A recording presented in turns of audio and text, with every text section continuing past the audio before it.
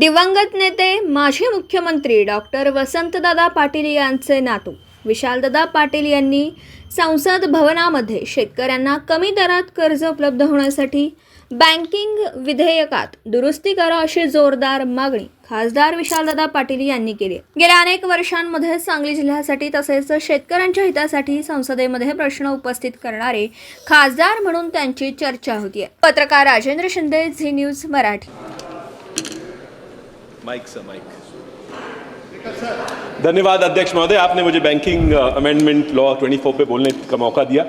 मैं चाहता हूँ, I really want to support this bill, but there I believe it's with good intention, but I believe there's a massive opportunity loss which I just want to bring in, and I'll be very short with my issues. So one is about tenure. I think it's brilliant that they brought in the 5-year, 10-year tenure for cooperative societies, because generally cooperative societies, the election is for 5 years, and therefore 8 years was a problem.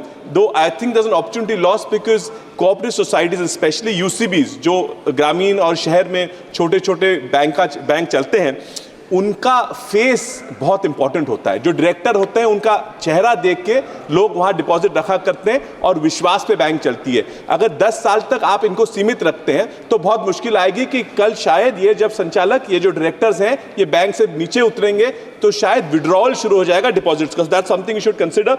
Sir, dual directorship जो आपने DCC bank और आपने state bank का भी issue निकाला, उसमें और एक छोटा सा चेंज अगर कर देते हैं। सर मैडम डीसीसी बैंक में मैं मैडम मंत्री जी को बताना चाहता हूं कि डीसीसी बैंक में भी जो डायरेक्टर होते हैं वो किसी यूसीबी में डायरेक्टर होते हैं और उस वजह से चुनाव लड़के वो डीसीसी में आ जाते हैं। So if that was also provision that a cooperative UCB director could also be a director in a DCC bank.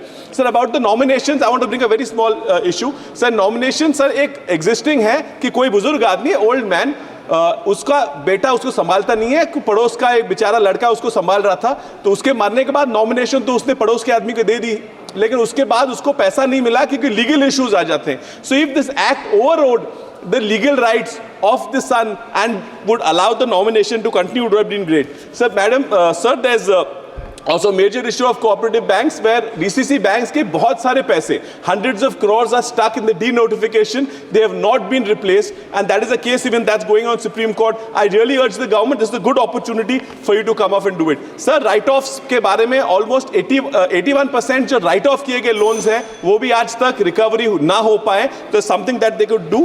AI के बारे में अगर इस law में अगर election आ जाता कि AI के लिए तो अच्छा हो जाता। और जो प्राइवेट ये प्राइम लेंडिंग है, प्रायोरिटी सेक्टर लेंडिंग में थोड़ी इस अगर एक्ट में ये लोग बदल ले आते तो बहुत अच्छा होता है। किसानों को आज भी कर्जा सस्ते में नहीं मिल रहा, जो सस्ता आ रहा है वो भी गवर्नमेंट सब्सिडी की वजह से आ रहा है। तो that's all I want to say. Thank you honourable minister.